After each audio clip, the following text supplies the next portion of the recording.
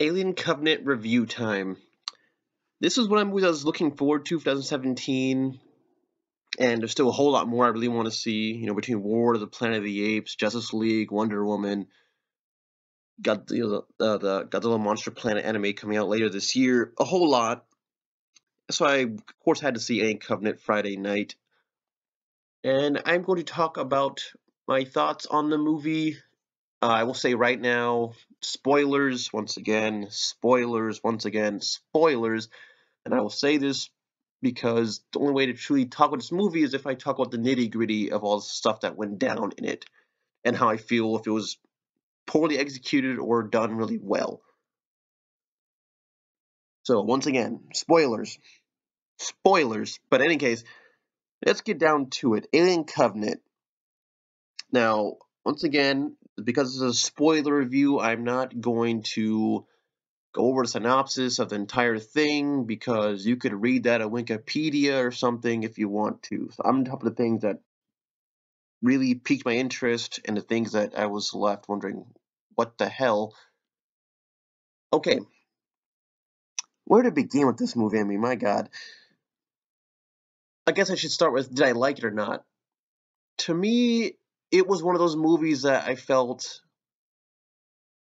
casually looking at it, you could enjoy it, but compared to everything that came before, it's not groundbreaking enough. And, that becomes a problem when a franchise becomes really long. You got to make movies that are comparable with the originals, you know. And, to give food for thought on that, I mean, when I first saw the Batman 1989 movie with Joker when I was a kid, and, Michael Keaton and Jack Nicholson, I thought, wow, that was fantastic. I mean, that seems pretty good. And then for a while, I lived off that memory by watching the animated series, and I thought, wow, these are really good. Who knew? I don't think anything ever reached the level of these freaking movies and TV shows. And then I watched Batman Begins, like, wow, they ascended to a pretty good level. I mean, it went more in depth with Batman's origins, more in depth than a lot of things they've done before as far as the media go. Especially with the movie, kind of showed you Batman as he was. It didn't show how he got there, really. At least not in depth. They showed his history briefly with the parents scene, but they didn't go super in depth with it like Batman Begins did. And they kept on building on success after success with Dark Knight and Dark Knight Rises, respectively. And just to give an idea, other franchises do this all the time. They have to ascend. I mean, whether or not the fan base at large agrees it was better or as good as the originals, at least there's room for debate as to why it wouldn't. Things like Shin Godzilla, people can finally say, oh, wow, we haven't witnessed comparable to 1954 for so long, Whether you agree with me or not, there's people out there who probably side with me and then declare it's a pretty damn good movie, although I myself don't believe Shin Godzilla surpasses 1954, but it comes pretty close. And other franchises too, you could say things like Days of Futures Past is the best X-Men movie since X-Men 2. I believe that wholeheartedly. I believe that heart and soul. I believe that. And other franchises and so on and so forth.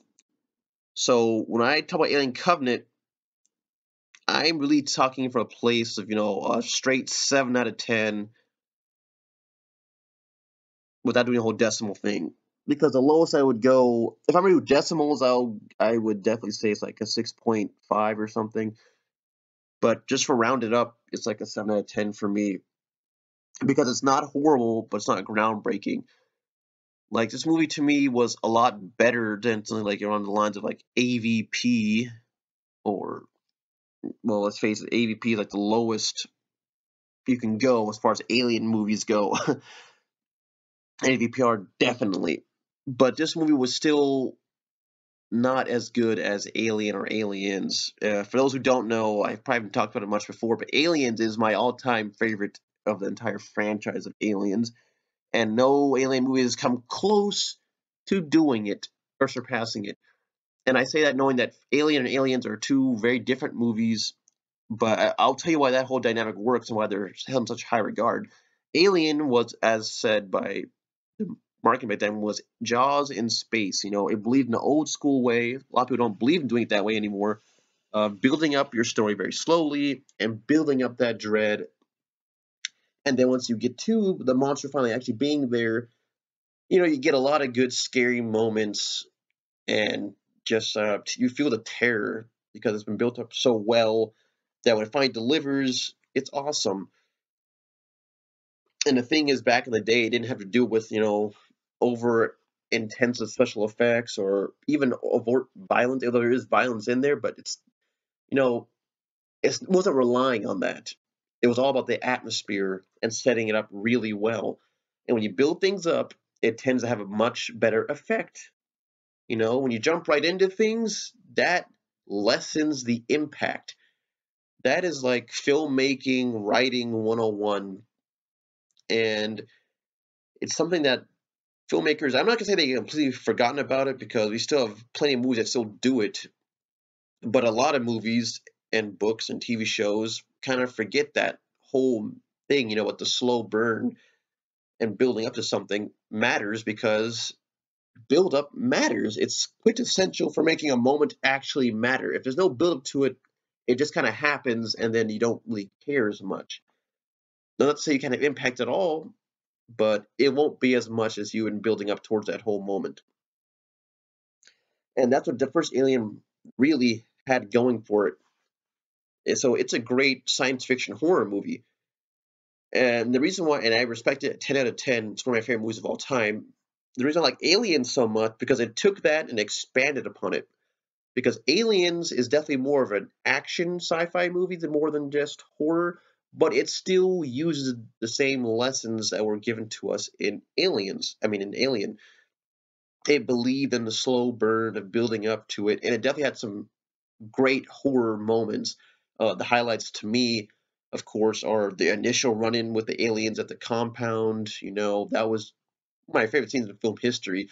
Of course, the scene with the face huggers in the med lab, that was a great horror moment. And then, of course, one of my favorite scenes in film history also, when Ripley finally meets the alien queen, it takes its time. When you first see Ripley dwarfed by this giant creature hanging from the ceiling, it looks like something we've never seen before. It's awesome. That's Ripley meeting the Queen aliens is one of my favorite moments in science fiction, horror, what do you want to call it, history. Great freaking sci-fi moment. And like I said, Aliens took everything that was right with Alien and then expanded on it. They had great horror moments, but they had great action scenes. They had great characters who really left a mark in your mind. I'm not going to say they're the deepest characters of all time. Not going to learn their background and everything, but you still get a sense of who they are, and you remember them when the movie's over. You cannot forget Vasquez. You don't forget the characters played by Keith, Bill Paxton, Michael Bain. Ripley, of course, was fantastic. You can't forget Burke, slimy, sleazy, corporate asshole. You'll never forget Newt, of course. The movies had tons of great characters who you remember to this day, and the movie came out in 1986.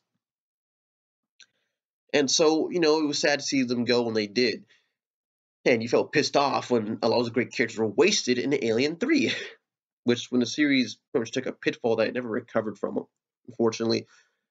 So then we come to Alien Covenant.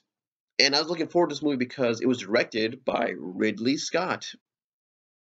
So, you know, you're really expecting this to be the greatest film of all time. And I was hesitant, not to say I was like wary of the movie, but I was cautious because they were releasing a lot of promotional stuff for the movie.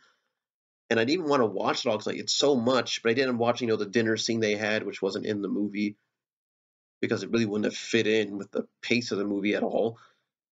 Although, once again, if you'd built up slowly, that probably could have fit in the beginning, but it kind of just ran right into it. And then, of course, there's other scenes, Shaw's narration. That was another little clip they released before the movie. That also wasn't in it, at least in a sense. That also could have been in a longer version.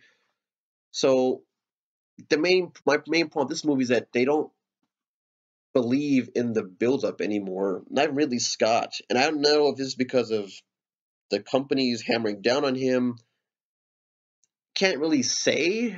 I don't know. I don't have an official statement. But either way, trying to rush things in this movie really led to shortcomings in the writing. Because overall, I still like this movie. It was a fun watch. I will probably buy it, but it just wasn't as good as it should have been. And this is what I will say with this movie. The pros, the acting is pretty good. Uh, Everything looks great. The sets look really great. Most of the special effects are pretty convincing. And the new xenomorph creatures all look pretty great. I mean, special effects, of course. I mean, I'm not trying to be an ass or anything, but I'm saying, special effects being good for American cinema is hardly even a compliment because, special effects are generally expected to be good in an American movie. It's hard to say in a modern era a movie had bad effects. If it comes from the country, it's to be debatable for you. But so yeah, everything looked great and then all that good stuff. I mean, even like the ship even looked more like the ship from the original Alien. As far as the movie's looks go, it definitely looked like the original Alien and Aliens, that's for sure. So I give them props for that. And if you're a hardcore fan like me, it's all kinds of little things in there. They were okay. That's a nod to Alien. That's a nod to Aliens. They even had a scene. I forget which character it was. There's even a moment he kind of rubs his chin with his fingers and like you're doing the whole Burke thing. Of course, I mean that was a subtle nod to Aliens. So those moments, they were great. But to me, I liked it because it wasn't like Predators where they just kept shoehorning in lines from the first movie. Predators was a movie, once again, I don't hate that movie. I think it's better than Predator 2. But that's one flaw if it gave that movie. That too many lines from the first one just being crammed in there, and it just feels like forced. I don't want it to be a nostalgia trip. I want it to be its own thing. So, but that's the review for another time, though. So I'm glad it didn't resort to that, just shoehorning in lines, although they did have a few that were, of course, inspired from the first two films, namely the whole perfect organism moment. But almost, sorry, I lost track of myself there. But the whole point of the matter is, though, I like those moments. It looks great. I like the references. They were subtle enough to work. But what I didn't like is that they were rushing the shit out of it. And so, man, a lot of things didn't have to build up. And you didn't even get time to soak in the world. You really didn't. And the problem with these movies, and the thing is, I never did Prometheus reviews because people don't know my opinions of Prometheus. I liked Prometheus, although it definitely has some.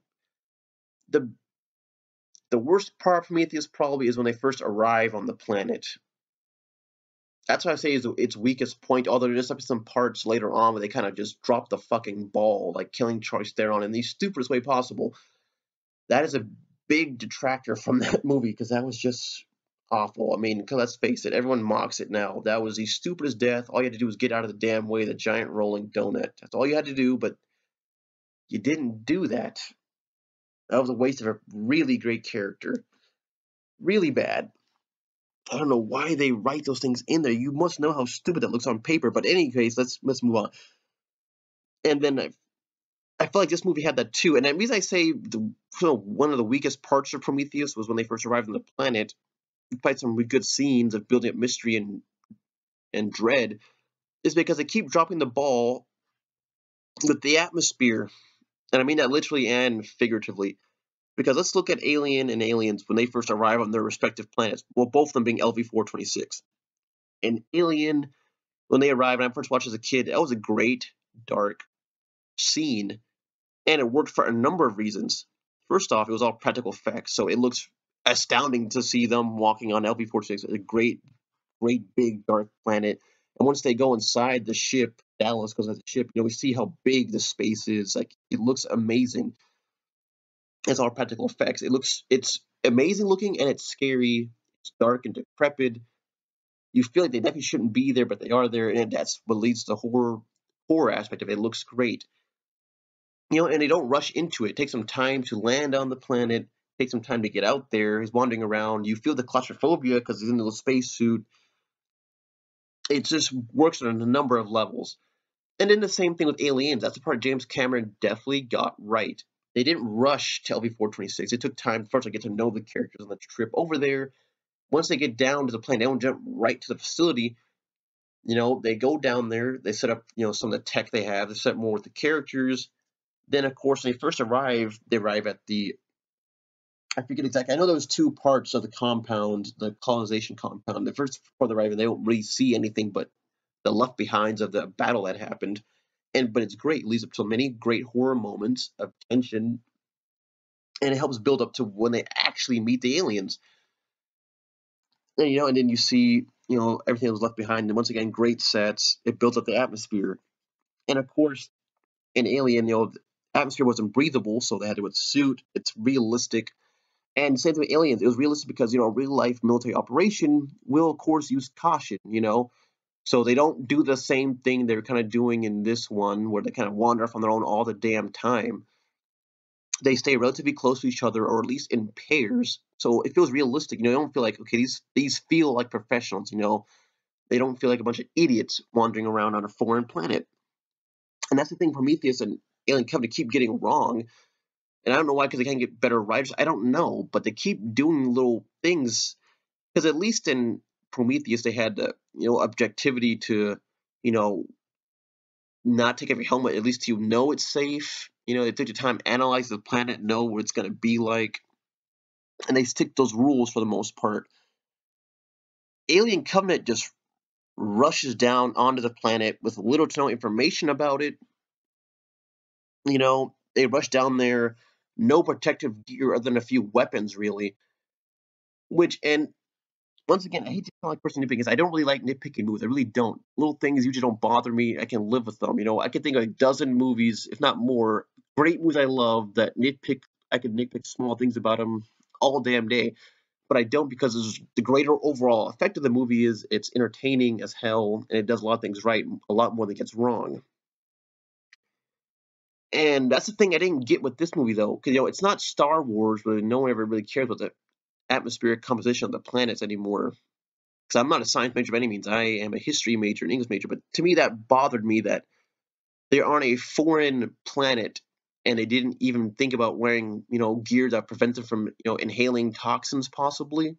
You know, I mean, for Christ's sake, people in the modern era still worry about going to another country and catching a disease, and they, take caution in it. You see that countries around the world, people wear the little breathing masks sometimes to avoid catching sick. So when the bird flu thing was going around, and everyone was terrified of it, people were wearing the little mask things in public life all the time. The fact these guys go to a foreign planet that they've never been to before, no one's ever been there before, as far as they know, they have no kind of gear or preparation for that. They just kind of wander around willy-nilly touching everything. I mean, what if that plant was poisonous? You don't know that. What if the air has some kind of chemical or bacteria in it, which it turns out it definitely did have something in the air that you shouldn't have messed with, and they just were not prepared for that in the slightest. They didn't even try to be prepared for it, as far as I saw. And that was one of the best parts of Prometheus, was that when they tried to do the whole thing about letting someone on the ship, Charlize Theron, being the badass she was very opposed to that, said, no way, he cannot be on my ship. Which is realistic, because you're going to infect all of us, you're going to take us all down for one person. And the fact that she was against that was a pretty telling moment. However, in this movie, they had the same thing kind of happen, except this time they didn't even try. They even hesitate to bring that infected guy on board. So it was just like, wait, what? They don't give a shit anymore, apparently. They just, okay, well, fuck it, he's sick. And we're not wearing masks or containment things, so if he does have a disease, it's probably getting everywhere anyways. But no one seemed to bring this up at all. No one fucking cared. They just threw him on board the ship, vomiting everywhere and shit. I'm like, okay, so now we all die. It was just very clumsily handled. I mean, don't get me wrong, I liked the spore delivery system, them breathing in it or them going through their nose or ear canals was very creepy, because shit, you can't stop that. That was good. That was very good creature design right there. But that's the problem. They fail to convince me that these are actual real life professionals doing this. They just don't. Because I think a scientist would take a lot more caution on a foreign planet where they don't know shit about anything. But moving on from there, and that's the thing with this movie too. When the ship finally gets blown up, when it's I'll say this: I like I guess what they call neomorphs or protomorphs, whatever they're called. I think they're called neomorphs. They look great, and they're fast, gestation time makes sense because they're a lot smaller than your traditional alien xenomorph, kind of, in a sense, actually. They can actually come out bigger than traditional. They just grow a lot faster. It's kind of a quandary how the fuck that whole thing works. But in any case, what I hated was the fact that we had another person who just panics their ass off and ends up fucking the whole thing up. And of course, blows up the whole damn ship. Like, you're the most incompetent scientist I've ever seen in my life, as far as movies go. It's about as bad as the movies when they select creepy creature. And I think in reality, we all know no one in their right mind to try and touch that fucking thing, the little cobra worm thing. But this guy just did it. I mean, he's a scientist, for Christ's sake. I think, and the thing, that's the funny thing, it looks like a cobra. And I think every human being in the world, even the snake wranglers of our day right now, won't get super close to a cobra unless you're professional. You know what the hell you're doing. Even then, it's insane for you to do so. But this guy was no animal expert. The fact that he got so close to a foreign creature on a foreign planet is mind-boggling. And of course, he paid for it dearly. And then here you got the same thing, a doctor who just lets them on board, doesn't give a shit, and then has the insane stupidity of locking them in a room. So, I mean, granted, you did something very stupid and very dick move, but at least that was kind of believable. You locked him in there. Okay, fine, you don't let her out. But then you say, screw it, I'm going to get the gun and try and end this for all. Try and open the door. And of course, you failed epically. I mean, it was just all a plot device to get the ship destroyed. And I'm not going to lie, the first movies, every movie has that. You know, they have one idiot who botches it so they get stranded. That what happened in Aliens, where the alien was stuck aboard the ship and ended up killing Spunkmeyer and the pilot, and it crashed. But that was done in a believable way. You know, they didn't know the creature was there. This was just so, it felt forced. It didn't feel natural at all. But yeah, that's enough me going on about that. But yeah, that was the main problem for me right there. That whole scene of them getting stranded was poorly executed and very rushed. Because within a few moments, like half the crew was already dead. Half of them got blown up on that ship. Then the other half pretty much dies like that same day. Another like 3 or 4 of them get killed when the second guy falls victim to a, I guess you want to call him a backburster. I don't know. But yeah, that kills another good half of the fucking teams. By the time they actually get rescued by David, there's what, like only like 3 or 4 people left. And then the funny thing is when they get there, I thought that was great. You know, seeing the destroyed remains of the engineers' planet, their little area they used to live. But the thing is, they still had the more just the sheer stupidity of kept wandering off alone in this place. Like, man, you've seen what happens. Half our team is dead, and they still are wandering off alone all the freaking time, which of course never ends well. Any person who wanders off on their own is bound to die horribly, and that was the case every single time in this movie. And the thing is, people are aware of the stakes, you know. In Aliens, it was forgivable because they had locked themselves in a certain part of the building, so if they wandered around on their own, it's because they knew, or at least they thought they were safe. But the thing in Alien Covenant was like a kind of an open stone area with no real doors. I mean, one of the Neomorph things got in there pretty damn easily, and they keep being surprised by this. I guess, like, what the hell? But that was the best part of the movie, though, when David came back. And that's one thing I was about the movie. That part was what elevates it higher to me. Michael Fassbender did such a great job as David and Walter in this movie. He really lifted up to another level. He has all the terror of an asshole like Burke, but worse. And he's almost worse than the aliens themselves. And I like his arc. Him being the master behind it all, not something I mind one bit. I think it's great. I think it's an interesting direction we no one really expected. And I want to see how his story's going to end, but more on that later. So that part I have no problem with. You know, they're on the planet and they're, well, as far as the whole David side of things, I don't mind because it's building up like a classic, you know, crazy scientist type thing. That part I thought was really cool. He had some great moments with both Walter and the new Doctor character, who was just basically a pseudo Shaw, of course, who was a pseudo Ripley. But I thought all the scenes with him was great. But the problem is, once again, aliens, they were trapped for a while. It took some time. And that's the thing I like about aliens. They took the time to realize what the situation was, and they tried their best, logically, to fix the situation, lock down the doors by, melding them shut, have the turrets in place, if you watch the extended edition, to try and mow down as many aliens as possible to keep them from getting close. They did everything in their power to try and get the hell out of there logically, but the plan fell to shit. This time they didn't even really have a plan, really, except for just wait desperately for Tennessee and the other guys to come save them. But in the meantime, they kept wandering around and just doing stupid shit. Ugh, it just felt, and to me, to really put this in perspective to me, for anybody, is that, that scene where the Neomorph sneaks in and kills that one chick, no one knows her name. That's the problem with this movie, really. Of all the characters they put in here, only about 3 of them have names I can remember. But anyways, that one character's showering by herself, whatever, cleaning her wound, only to be killed by the Neomorph. Then later on, Billy Crup's character comes in and saves. Well, he didn't save her. She was already got fucking decapitated and I guess eaten. He kills the Neomorph, which he saw David talking to, with openly trying to communicate with it, like it's as he compared to like a horse. And he finally kills it.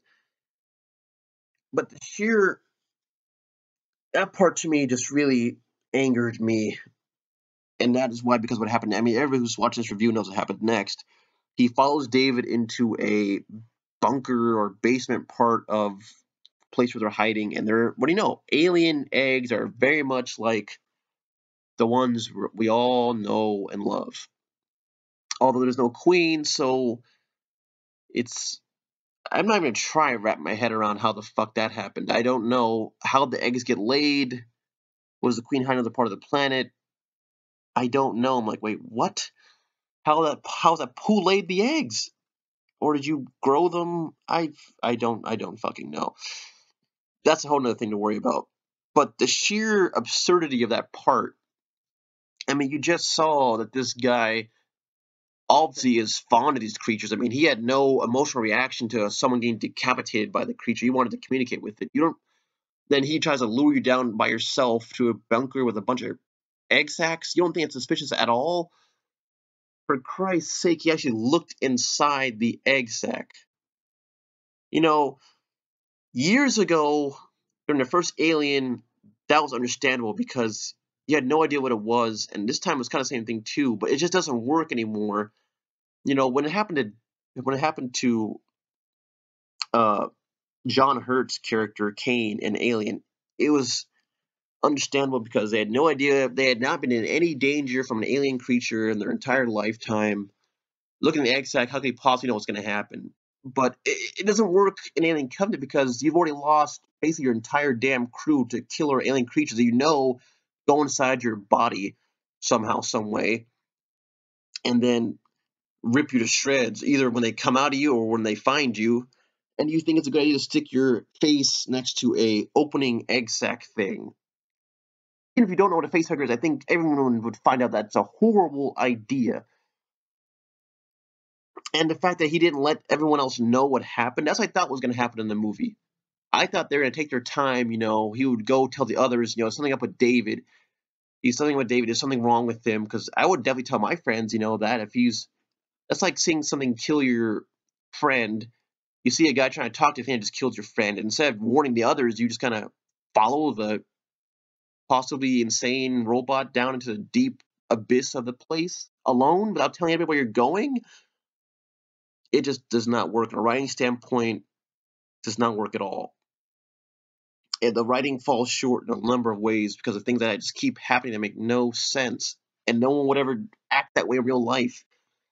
That's the thing that made Alien and Aliens, way above traditional horror movies, that the characters didn't act stupid for the most part.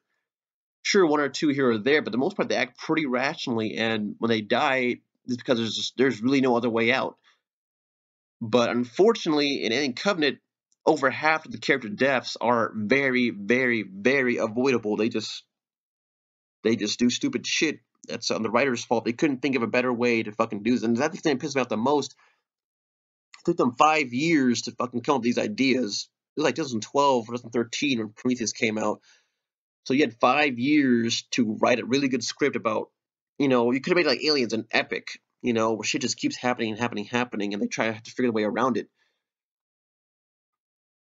That's not what happens here, though. The characters are just idiots.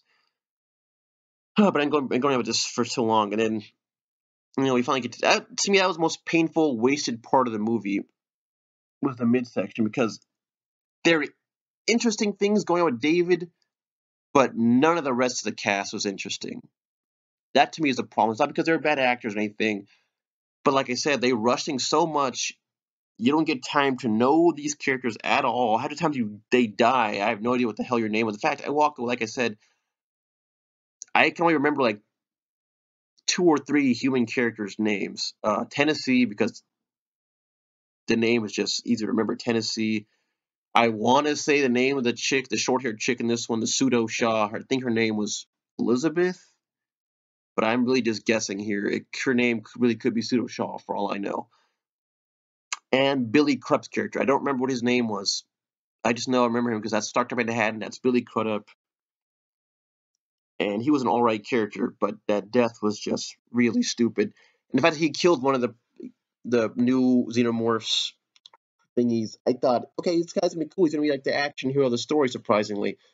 But that was not the case. He died a very stupid death. That's the problem with me. Yeah, they put focus so much. David is so interesting that everybody else in comparison is crap. Which to me is definitely the wrong way to go about it. You weren't paying attention to Aliens, which to me, let's face it, that was the peak for this series. And they took time to make sure you get to know, like I said, 30 years later, you can remember all the names of the characters in that movie. Apone, freaking Gorman, the sergeant who fucked everything up for them. You remember these characters for a reason. They have personalities. Half the people in this movie didn't have personality. They were just kind of just there. When you died, you remember their damn name. I don't remember the name of the first guy who got infected this movie. Fuck if I know. Doesn't really matter. Ugh. So, like I said, the acting wasn't bad. The writing for the characters was just lackluster. And then by that point, man, you already see where I'm going with this. I mean, near the end of the movie, when they get back to the main ship, Covenant, things kind of get better. Things get a lot better because now we see David's plan. He's done all this stuff, and that part of the ending to me is a very horrifying ending, very scary, very scary. Although it leaves you ask once again a lot of questions, just like Prometheus. A lot of questions. This time, probably if not more than Prometheus. So I mean, I've went on rambled enough. So to me, the main problem of this movie is that lackluster character development. Like I said, it's not about giving them a whole history and giving them, big character arcs. They have to turn around, do something else, or change fundamentally. It's about giving them enough personality to make you feel something when they die, or at least remember their name. And not a lot of characters had that in this movie. In fact, only a minuscule amount of them did. All of the development and good moments and good lines went to the synthetics, Walter and David, both of course played by Michael Fassbender. He had all the greatest lines, great moments. Everyone else was kind of just there. That is one of the biggest weaknesses of the movie, and the biggest weakness is just rushing everything. If you'd taken your time and made that midsection of the movie, they're trapped in David's little, I don't know, palace of weird experiments. That could have been very interesting, and kind of a game between who's going to get offed by what, either the aliens or by David. It could have been a really dire situation. They kind of just rushed the complete hell out of it. I mean, no one knew what the hell was going on to the very end, pretty much. As far as the human characters go, they didn't catch on to David until it was far too late. And not because they had no choice, but because Billy Crup's character, once again, instead of telling everybody what's just happened, or even informing someone that one of their teammates just got killed, he just follows David nonchalantly, without questioning a thing. Horrible. Horrible, horrible, horrible. You know, when Burke betrayed Ripley in Aliens, they confronted him. They were going to probably kill him, although Ripley was saying no, but that's when the aliens came back and finally got back into the story. Didn't do that. It was kind of an afterthought until, like I said, it was too late. And that's the movie's biggest weaknesses.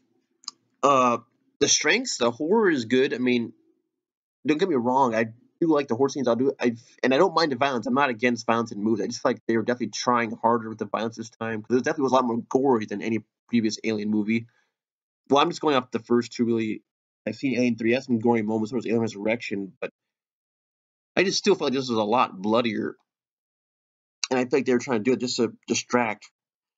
Well, that's the problem. That's the thing. That's how this whole thing comes about. You know, an Alien that had very little violence, but the payoff was a lot better. And I feel like this time to kind of cover up their shortcomings, they're just adding a lot more violence. And the thing is, I wouldn't feel that way if you had built up these things and delivered them in a natural, believable way instead of just rushing the complete hell out of it.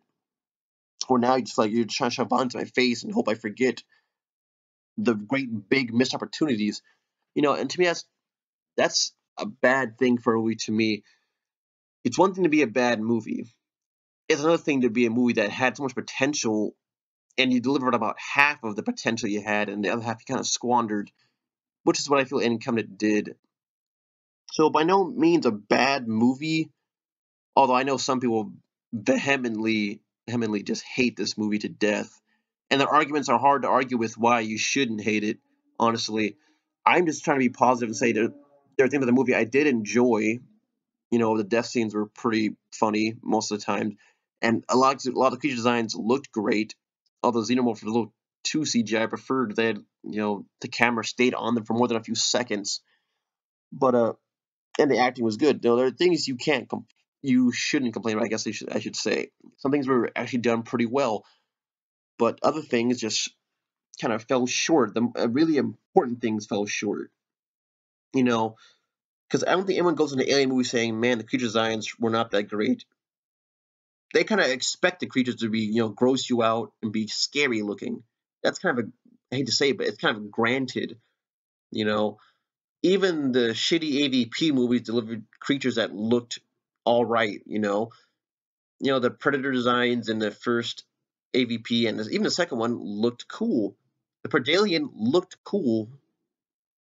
So creature designs, you already knowing the creatures are going to look really good, especially since this movie, the trailers kind of showed you a lot of it. We already knew that Xenomorph was even going to be in it, so we already knew that. What you were expecting was a better human story, and this movie didn't deliver. It gave us the bare minimum of the characters. I mean, hell, I felt even Prometheus tried a little harder with that because they had a few better characters, like Charlize Theron's character, Idris Elba's character. You know, they had moments that gave them humanity and made them easy to remember. Sure, I don't remember the character's name, though, like they still could have done more with them, but they're characters I respect and I remember them, to extent. I mean, I don't remember their name per se, but like I said, they're cool and they had their moments that, okay, awesome, I can get behind this guy. I couldn't really get behind most of the characters in this movie because they would probably get me killed. And that's the movie's biggest flaw. And that's the point. I feel like the franchise is going in a direction where he's trying to give us the bare minimum per movie just so they can make another one, which is pretty sad coming from Ridley Scott. Because I just read the other day that he wanted to make 3 more before it finally links back up to Alien. Like, dude, come on. You don't need 3 more of these things. You really don't. Ugh. But I don't want to drag this on for too long. I mean, the future franchise is a whole other discussion. So that is my review of Alien Covenant. As I said, I saw the strengths and the weaknesses of this movie. To me, it has more weaknesses than strengths, but because of what it delivered on was so cool looking, and because David was such a great character, I can still say I enjoyed it overall, but it did let me down in a lot of ways too. So yeah, not as bad as AVP by any means, but nowhere near Alien or Aliens. Middle of the road type of movie that it was okay, could have been a lot better.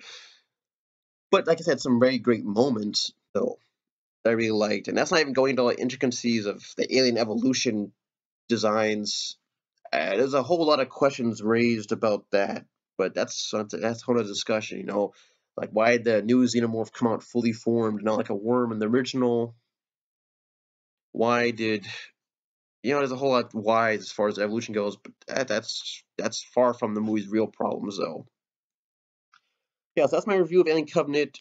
I'd like to know your opinions in the comments. Tell me, did you like it? Did you hate it? Did you feel disappointed by the same things I were, or just let me know. I'm very curious what the fans are saying about it. Do you think it's surpassed Prometheus? That's probably a really good question right there. Because to me, I'm not so sure. We did see more traditional aliens or things like them, but was the execution really any better? Hmm. Hmm. Hard to say, really. Both of them to me feel like middle range movies that good, but could have been so much better. They could have been legendary movies, but the writing, not sure what they're doing. Fell asleep with the wheel, I guess, is the best you could say about it. That's my thoughts on Alien Covenant, though. Tell me what you guys think, and see you later.